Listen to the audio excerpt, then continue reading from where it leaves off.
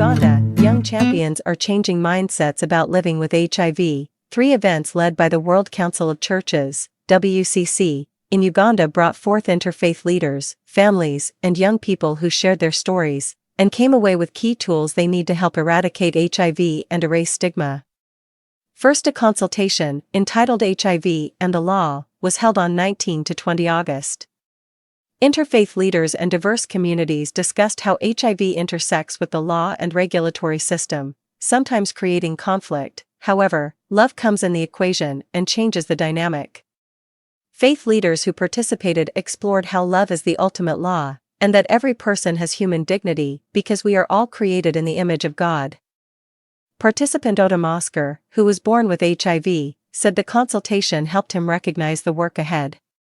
What I take from that meeting is that we have good laws that protect the citizens of Uganda, but we should also make the law better, he said. HIV in the Family. Second, a consultation and training, entitled Living with HIV in the Family, was held on 21 to 22 August.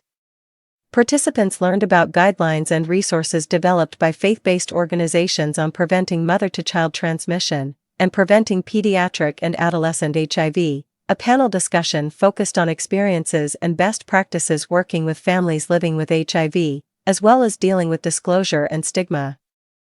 Participants also explored the role of religious leaders and faith communities in responding to pediatric HIV. Participants identified main gaps in the response to HIV among children and adolescents living with HIV, including high levels of stigma and discrimination against children and adolescents living with HIV that hinder disclosure in families, clinics, and schools. Participants tried to explain the reasons behind this and other gaps, and design possible solutions that can be taken jointly by faith leaders and networks of people living with HIV. One participant, Reverend Florence Bukinya, a priest in the Anglican Church of Uganda, has lost friends and family members to HIV. We've tried to encourage religious leaders in getting involved and in supporting young people, said Bukinya. Youth as Champions. Third, an HIV and Faith Youth Academy was held on August 23. One gap in the movement is the scarcity of encounters between the experienced and older advocates living with HIV and the younger ones, explained Gracia Violeta Ross, WCC Program Executive for HIV, Reproductive Health, and Pandemics. The WCC aims to create this encounter and transfer key skills and knowledge to the younger, emerging leadership. The Academy created a safe space in which young people could discuss and design strategies. One young female participant who wished to remain anonymous said that the Academy left her feeling that young people are not left behind. I see other youths like me living a positive life, she said. I'll feel at home.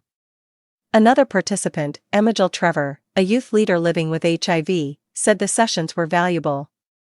Faith leaders ought to recognize that they too have a role to play in the fight against HIV, said Trevor.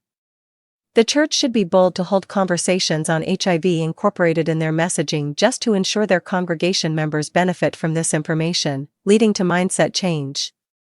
Trevor suggested that a lack of sufficient knowledge on HIV is a heavy encumbrance to the church with regard to distributing accurate information.